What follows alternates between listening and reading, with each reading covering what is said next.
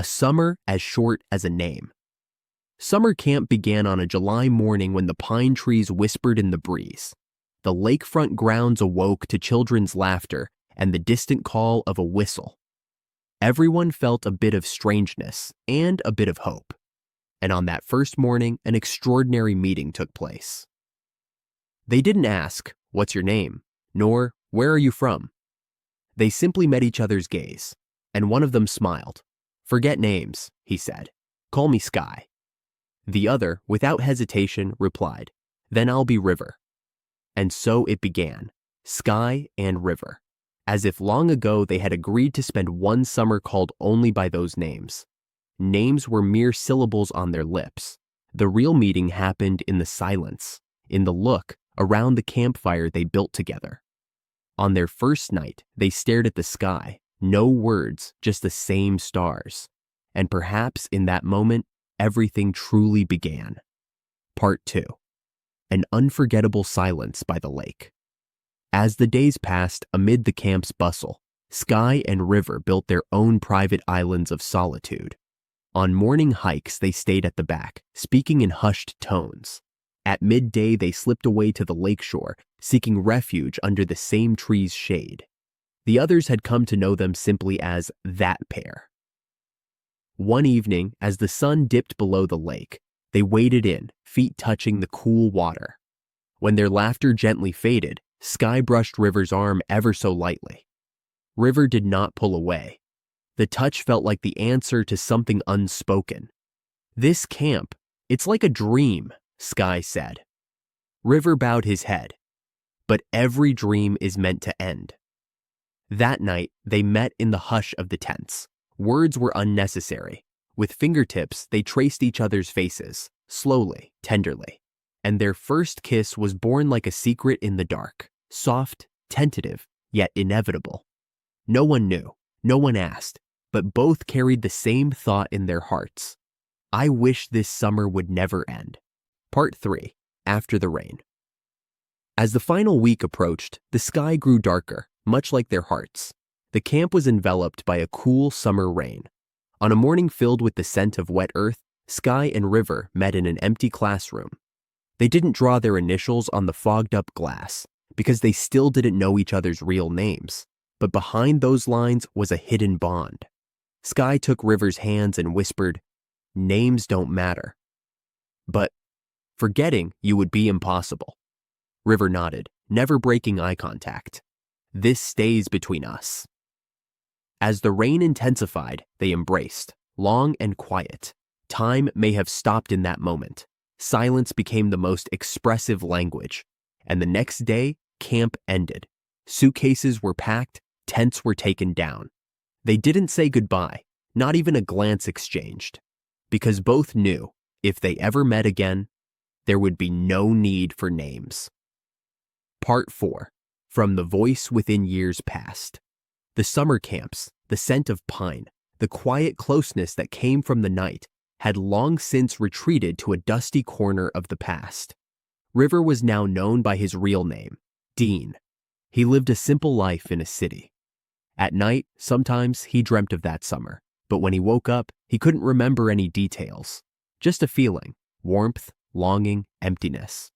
One evening, something disrupted his routine.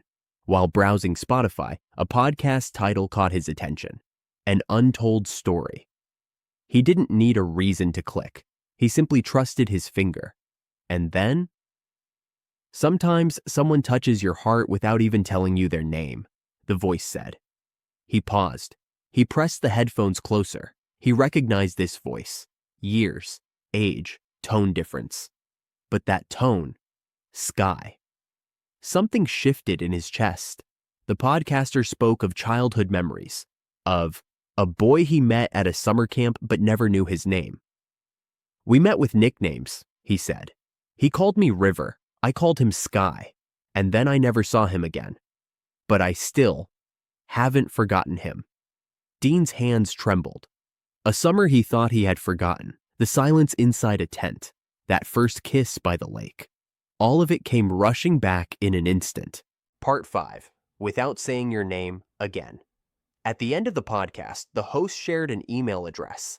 If this story feels familiar to you, maybe you're someone's river. Who knows? Aaron spent the whole night awake. Dozens of messages were written and deleted. But by morning, only 3 words were sent.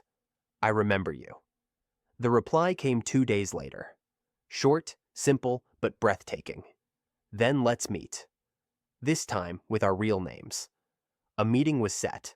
In a crowded cafe, 2 adults sat. Names were exchanged. Hands were extended. I'm Frank, said Sky. Dean, said River. Then there was silence. But this time, it wasn't awkward. It was a familiar silence. A silence from summer. They looked at each other and smiled at the same time. They finally said their names. But their real story had already been written, without ever saying their names. 6th chapter. Once a summer, now a reality. After their first meeting, Frank and Dean got together a few more times.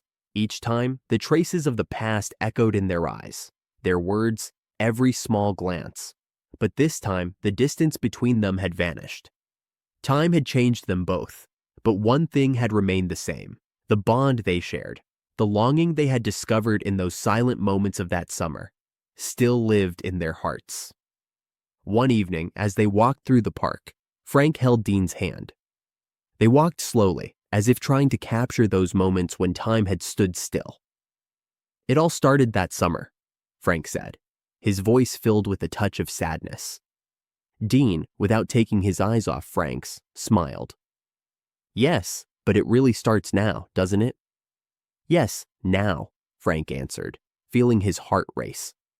7th chapter. Silent Meanings, New Beginnings.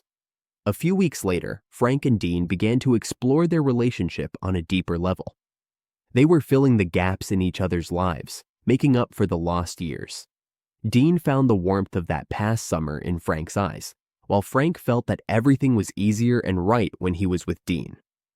One day they were sitting in a cafe, having coffee. Dean asked Frank a question. Do you think we all need to find our own path before that summer? Frank looked up from the notes he had been scribbling on paper, pausing for a moment in silence. Then he slowly shook his head. I guess sometimes paths just find each other. And in that moment, they both realized something. That summer was not just for the 2 young men, but for all the heartaches, lost feelings, and missing times. It carried meaning. 8th chapter. Truly Meeting Real Life. As Frank and Dean continued to build their relationship, they began to rewrite their story, just as they had shared their names. Years later, they still felt like they would remember each other. Even when they sometimes felt lost in the shadows of the past, they lived every moment as if it was a new beginning. One evening, after a walk, Dean turned to Frank. You know, that summer was just the beginning. Our real story is being written now. Frank smiled. Yes, now everything will be just as we write it. They hugged each other tightly. In that moment, beyond names, the real story written between their hearts was more important than anything else. And so their journey continues. From a nameless summer to a lifetime together, Frank and Dean proved that true connection needs no labels, only open hearts.